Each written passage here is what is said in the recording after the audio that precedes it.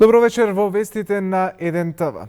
Уапсен Владимир Атанасовски, поранешниот директор на УБК. Тој се наоѓа на распит во кривичниот суд, бидејќи како што појасни обвинителката Вилма Русковска, побарала да му биде одреден притвор поради опасност од бегство и можност за влијание врз сведоци.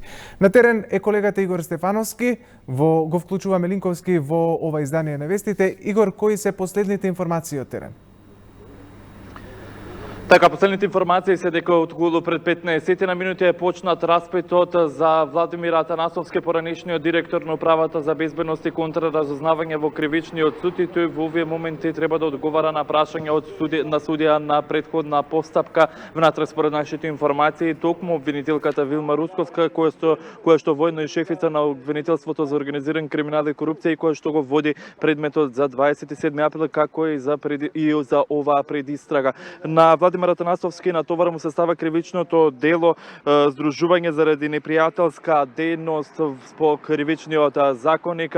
Ваквото барање на мерка притвор против Атанасовски од страна на обвинителството за организиран криминал и корупција следува откако вчера во кривичниот суд на судењето 27 април беше споменат Владимир Атанасовски како еден од организаторите за собраниските инциденти од 27 април во координација со обвинитиот Александар Василевски Нинџа. Ден подоцна веќе тој е на распит на судија на претходна постапка и веќе околу 15 на минути одговара на прашањето од студијата на претходна постапка, а пред околу час и половина беше приведен од страна на полицијата и спроведен во кривичниот суд на распит во оваа постапка. Инаку тоа што е познато за Владимир Атанасовски е дека беше директор во управата за безбедност и контраразузнавање од 2016 година до јуни 2017 година. Исто така тој во јавноста беше познат и по тоа што не ја пушташе обвинителката, специјалната јавна обвинителка Катица Јанева, за да направи увид и да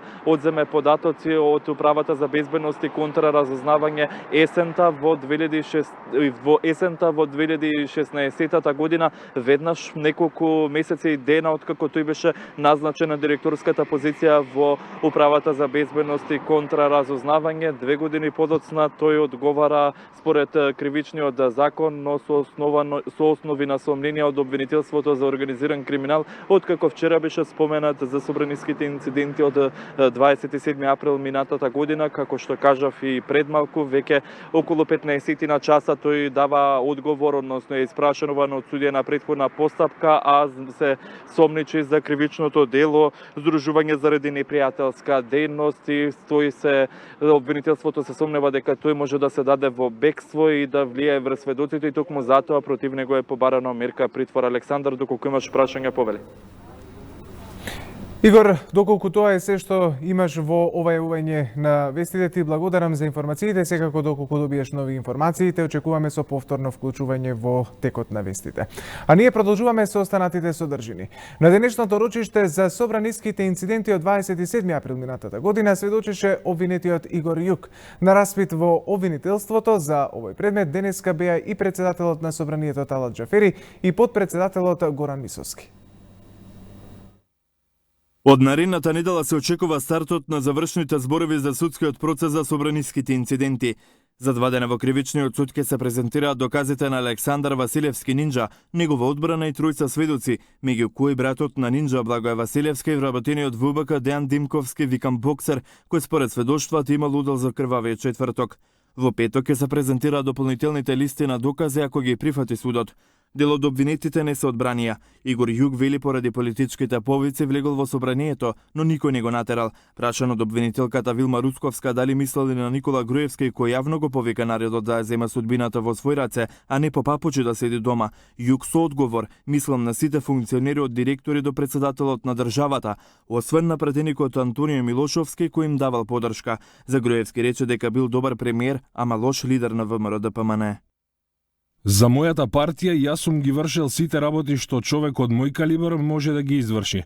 Сум работел се, од лепење, плакати до обезбедување конгреси, без никаква материјална надомест. Јас сум од тие што веруваат во идејата. Гневен сум, се уште сум гневен на тие луѓе, но христијанството ме учи да им простам. И им простувам, ама жив нема да им заборавам. Вчера од обвинетите Захарија Симоновски, Стефан и Младен Младеновски произлезе информацијата дека поранешниот директор на тајната полиција Владимир Атанасовски, поранешниот шеф на УБК, заедно во координација со Александар Василевски и Нинџа, го координирале всушност собранискиот упад во законодавниот дом. Оперативецот бил Александар Василевски Нинџа. Од МВР за 1 ТВ вела дека поранешниот шеф на УБК Атанасовски од јуни минатата година нема ангажувани во Министерството. Паралелно во обвинителството за организиран криминал и корупција распети за изборот на собранискиот спикер Талат Џафери.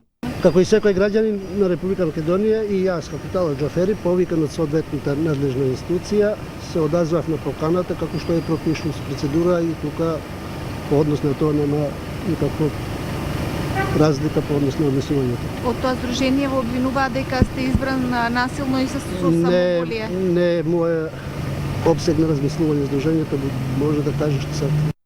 Имаше мнозинство во салата, со 61 глас беше избран и Талат Џафери е легитимен председател на Собранието на Република Македонија. Тоа битолско здружение по желбата на една политичка партија и поднела кривична пријава до обвинителството за организиран криминал. Кривична пријава за злоупотреба на службена положба и овластување против сите пратеници кои го поддржа изборот на Џафери за собраниски спикер, поднеле од битолското здружение за почитување на прописите. По барање на одбраната, Судечкиот совет на Основниот суд Скопје 1 го одложи денешното рочиште за случајот Таргет Тврдина и следното го закажа за 13 декември. Како причина беше наведено тоа што судот денеска требаше да одлучува за притворот на осомничениот Сашо Мијалков во случајот Империја.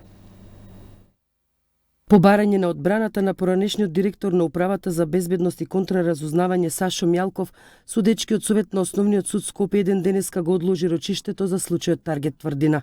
Адвокатот на Мијалков Петар Василев му се извини на судот, на специјалното јавно обвинителство, на другите обвинети и на новинарите поради ваквото барање со образложение дека одлагањето во овој случај е неопходно.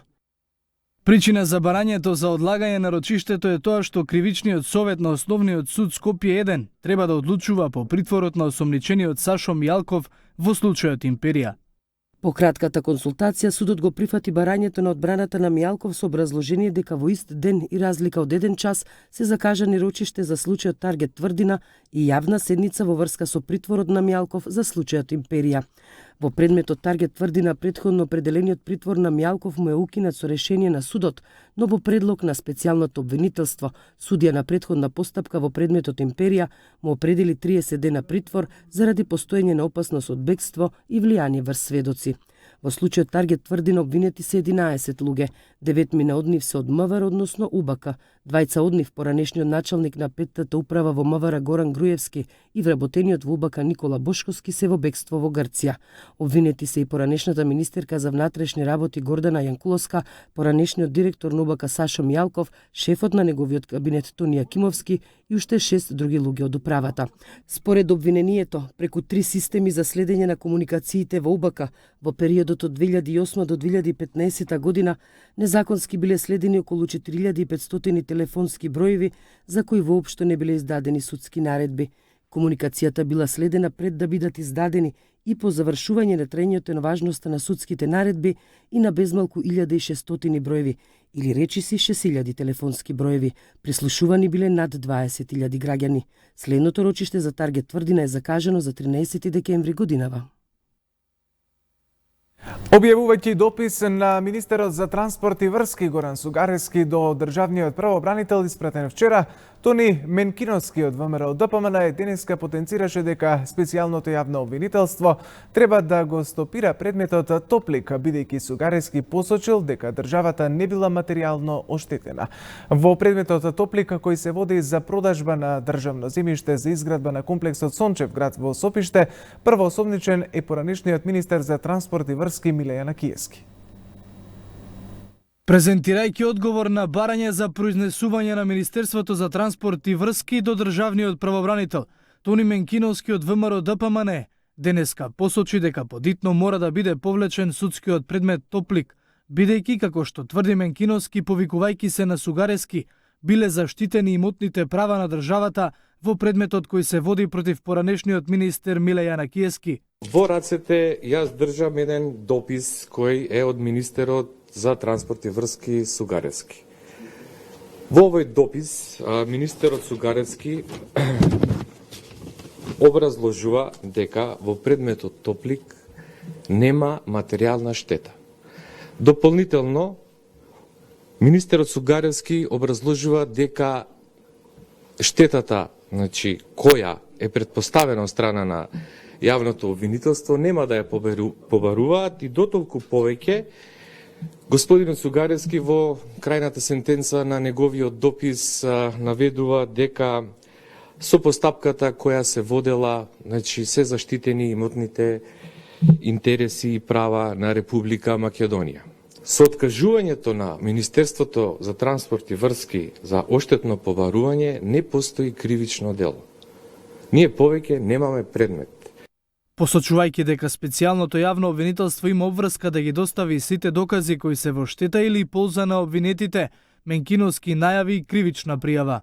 Овдека имаме злоупотреба на институциите и злоупотреба на правото од причина што имаме процес кој во средишница, во моментов се изведуваат докази на јавното обвинителство, а јавниот обвинител заборавил да го праша Министерството за транспорт и врски дали има штета и во колкава мера е таа штетата и дали во иднина Министерството и владата на Република Македонија ќе бараат штета за вакви неинформирања, за вакви злоупотреби во постапките. ВМРО ДПМНЕ ќе покрене кривична постапка против одредени лица поради тоа што не се исполнуваат својата должност на времено да ги информираат институциите или ги злоупотребуваат институциите за политички прогон. Случајот Топлик на специјалното јавно обвинителство, каде што првоосомничен екс-министерот за транспорт и врски Миле Јанакиевски се однесува на продажба на државно земјиште за изградба на комплексот Сончев град во Сопиште. Ниту јас, ниту Министерството за транспорт и врски не е правосуден орган за да може некому да пресудува или да ослободува. Министерот за транспорт и врски Горан Сугаревски ги отфрли како шпекулации и невистини написите во врска со случајот Топлик дека Министерството, односно тој како министер со дописите до Државното правобранителство, исклучува вина за обвинетите во овој случај. Ниту јас, ниту Министерството за транспорт и врски не е правосуден орган за да може некому да пресудува или пак да го ослободува. Денеска во медиумите излегоа неколку документи кои се однесуваат на овој случај. Но ве уверувам дека некој сакал да ги прикаже само документите со кои сакале да нанесат штета на државата. И за жал не ги јавиле сите документи. Сето ова е чиста фарса, шпекулации и невистини. Во документот кој што е испратен до Државното правобранителство, а не е објавен во медиумите, стои дека Министерството за транспорт и врски ќе се приклучи кон оштетените побарувања во висина од 64 милиони денари ако се утврди кривична вина во постапката.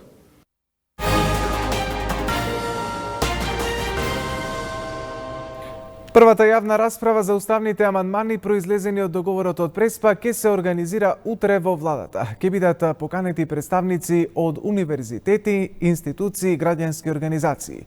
Наредните дебати владата како предлагач ќе ги организира во другите градови, меѓу кои Штип, Битола и Тетово. Вчера собранието ја заврши втората фаза, третата се очекува да заврши до крајот на јануари. Јавната расправа за уставните амандмани започнува утре во Скопје. Првата ќе се одржи во владата на Илинденска број 2, откако по 3-дневна расправа народните избраници ги усвоија 4 нацрта амандмани за промена на уставот. Наредните ќе се организираат и на ФОН, МАНУ, но и на други универзитетски центри низ државата. Учество ќе земат експерти, невладини организации и граѓани. Јавната расправа, освен во Скопје, во МАНУ или на некој од универзитетите во Скопје, треба да се одржи во други градови во Република Македонија и најверојатно така ќе биде. Значи ги разговаравме универзитетските центри прелиминарно, како Битола, Штип, Тетово, така натака, со нормално вклучување на целата експертска јавност, професорите по уставно право, другите професори, организациите и секој оној кој што сака да присуствува и да даде свој придонес. Јавната расправа ќе трае 5 работни дена и на неа ќе се објаснуваат амандманите. Сите произлезени сугестии и корекции во духот на Преспанскиот договор може да бидат вградени во уставните амандмани, велат од Собраниското тело за помирување. Владата како предлагач на уставните измени во рок од 2 дена треба да подготви извештај. Собранискиот спикер Талат Џафери потоа е должен во рок од 30 дена да закаже седница за финално носење на амандманите, зашто повторно како во првата фаза е потребно двотретинско мнозинство. Оваа трета фаза со која треба да финишира постапката за уставните измени произлезени од договорот од Преспа, ќе се одвива некаде во деновите меѓу 15 и 30 јануари. На текстот на предлогот на амандманите на Уставот, предлагачот, секој пратеник и работно тело можат да поднесат амандмани најдосно 8 дена пред седницата на Собранието, на која ќе се усвојуваат амандманите на Уставот. Република Македонија се соочува со можеби најголемиот предизвик од нејзиното формирање, а тоа е да се одрече од историското право и правото на самоопределување, рече македонскиот претседател Ѓорѓе Иванов на денешното предавање на Универзитетот во Вроцлав во рамки на работната посета на Република Полска. Со спогодбата ќе се преименуваат нашите институции, ќе се цензурира содржината на учебниците на нашите деца, ќе се спречува правото на граѓаните да го изразуваат својот македонски идентитет. Се регулира именувањето на нашиот македонски јазик. Еден многу важен дел од нашиот начин на живот ќе зависи од волјата на Грција. Тоа е цензура на светот и автоцензура на колективната свест на македонскиот народ. Тоа е насилство врз нашата историска меморија. Оно што грчката држава им правела на македонците во Грција, сега со Преспанската спогодба сака да им го направи и на македонците во Република Македонија. Македонија е позитивен пример на Балканот и ја има поддршката од европските земји и еврокомесарот Јоханес Хан за реализација на договорот од Преспа и евроатланските интеграции, изјави премиерот Зоран Заев по самитот на шефовите на влади на земјите членки на Централноевропската иницијатива, што се одржа во Загреб. Заев го оцени самитот како добра можност за Македонија да го повтори своето очекување за поддршка од земјите пријатели за членство во НАТО и почеток на преговорите со Европската Унија. Во одговор на новинарско прашање, Заев рече дека во Загреб немал средба со унгарскиот премиер Виктор Орбан, кој синоќа присуствувал на вечерата што ја организираше хрватскиот премиер Андреј Пленковиќ, но оти не останал на денешниот самит. Во делот на нашите интеграцијски процеси ја побаравме поддршката од земјите, заради тоа што голем дел се влијателни земји членки на Европската унија, но и на НАТО. Секако беше изразена поддршката од сите овие земји за Западен Балкан, посебно за Македонија. Македонија се истакнува во позитивно светло во делот на сето она што се случуваше во последната 1,5 година, пред се на градењето на пријателството, но и на сериозните реформи кои што се случуваат во Македонија, се покачување на демократија. Против обвинетиот дека токму баш преку Македонија ќе продолжи и проширувањето на Европската унија. За жал не, заради тоа што премиерот Орбан беше само на вечерата, имаше само куртоазно поздравување помеѓу сите премиери и подпредседатели на влади и министри. Тој денеска не остана овде на самитот, за да можеме да оствариме некоја средба, но се надевам некоја следна прилика ќе можеме и директно билатерално вака да ги испорачаме нашите аргументирани барања, дека азилот е неоснован и дека треба поранешниот премиер Никола Груевски да се врати во Македонија и да отслужи својата судска казна. Од режија што туку ми јавуваат дека во моментов обвинителката Вилма Русковска дава изјава во кривичниот суд, предлагам да ја слушнеме изјавата. А тоа е дека ќе се даде во бегство. Тоа го образложувам со самиот факт што обвинетиот како поранешен директор на Управата за безбедност и контраразузнавање сигурно има стигнато доста пријатели по слични такви служби, како во регионот, така и пошироко, дека е запретена минимална казна затвор од 4 години и според обвинителството, тоа е доволен основ дека истиот може да се даде во бегство. По точка 2, дека ќе влие на сведоци затоа што или да ги уништи трагите на кривичното дело, затоа што ќе се повторам, тој како поранешен директор на Управата за безбедност и контраразузнавање, и то како е вичен во тие работи. По точка 3, дека ќе го повтори кривичното дело. Значи, тој на вистина не е повеќе директор во Управата за безбедност и контраразузнавање, но како поранешен директор, тој сепак има големо влијание на дел како од вработени таму, но и меѓу луѓето. Знаеме дека секојдневно се одржуваат мирни протести, повторно пред зградата на Собранието, мирни протести како што беа и по иницијативата за заедничка Македонија, но сепак кои протести ескалираа во едно крваво насилство. Тоа се причините поради кои обвинителството побара определување мерка притвор по сите 3 точки од Законот за кривична постапка. Вчера беа спомнати и други лица, освен ова, поранешниот директор на УБК, други лица од УБК, од петата управа, дали за нив е побарано? Еве Дејан Боксер беше спомнат таму, бегалецот Никола Бошковски беше споменат. Дали за нив имате отворено истрага и дали ќе се бара притвор без разлика на тоа што еден е избеган веќе во... Дали ќе проширувате? Да, Пошто споменавте дека... Да, имаме намера како обвинителство да ја прошириме истрагата. Ви изненадија ли изјавите на обвинетите и сведоци, односно обвинетите со сведочењата со оглед на тоа што сам ги слушнавме во судот, вие не го знаевте ова до сега, за сега да отворите оваа истрага? Не. Прв пат ги слушнавте во суд? Да. Беше споменат Синиша Алексовски, дали спрема него ќе биде повикан барем на сослушан на разговор како Никола Бошковски кој што соцема тој во бегство е. Тој меѓутоа стануваше збор за Дејан исто така вработено лице во Управата за безбедност и контраразузнавање. Дали тие би биле повикани барем на сослушан?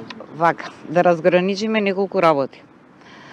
Никола Бошковски беше споменат од сите обвинети вчера што даваа исказ, и тие имале директни контакти со него.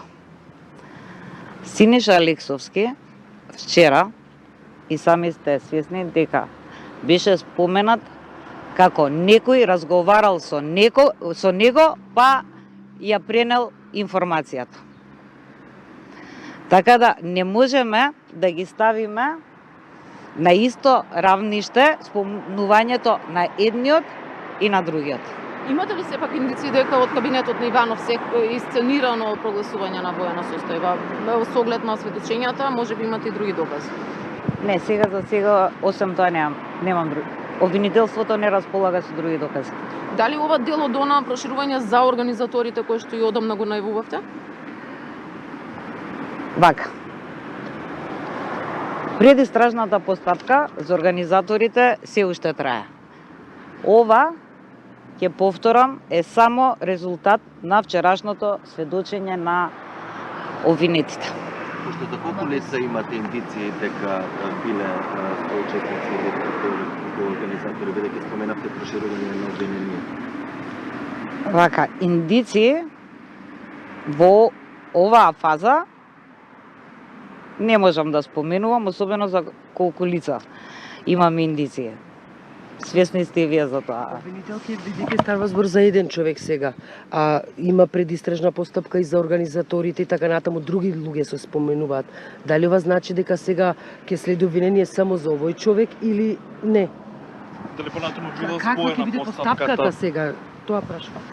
Ама вечерва ја почнавме постапката, обвинителството според закон има рок од 6 месеци да ја заклучи истрагата. Со ова сметате ли на најавената амнестија со оглед на тоа што еден процес се одвива во собранието за амнестија за организатори, за оние кои што делувале, а тука вие паралелно водите други процеси? Вака, каков закон се спрема во собранието, мене на вистина не ми е познато. И јас, како и вие, би сакала да го видам. Се додека не биде изготвен и усвоен тој закон, не би го коментирала стварно.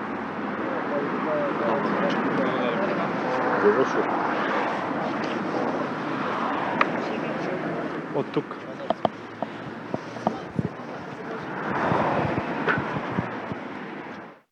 Тоа беше изјавата на обвинителката Вилма Русковска, која се однесуваше на вечерашното апсење на Владимир Атанасовски, поранешниот директор на Управата за безбедност и контраразузнавање. Тој се наоѓа на распит во кривичниот суд, бидејќи, како што појасни обвинителката Вилма Русковска, побарала да му биде одреден притвор поради опасност од бегство и можност за влијание врз сведоци. А основното јавно обвинителство во сообштение пишува дека надлежен обвинител донесе наредба за спроведување на истражна постапка и до судија на претходна постапка достави предлог за определување мерка притвор за лицето поради основано сомнение дека сторило кривично дело здружување заради непријателска дејност од членот 324 став 1 од кривичниот законник. Вчера тројца од притворените го посочија токму него за организацијата за нападот на 27 април во собранието лани. Според сведочењето на обвинетите Михаил и Стефан Младеновски, целта на упадот во собранието била доколку биде избран нов председател на парламентот, упадот да биде причина председателот Иванов да прогласи вонредна состојба и да ги уапси пратениците од СДСМ. Атанасовски е ангажиран од лидерот на ВМРО ДПМН Христијан Мицкоски како негов советник за безбедност, бил на апанажа од 16 јуни 2018 година и од тогаш е во партиски безбедносен совет.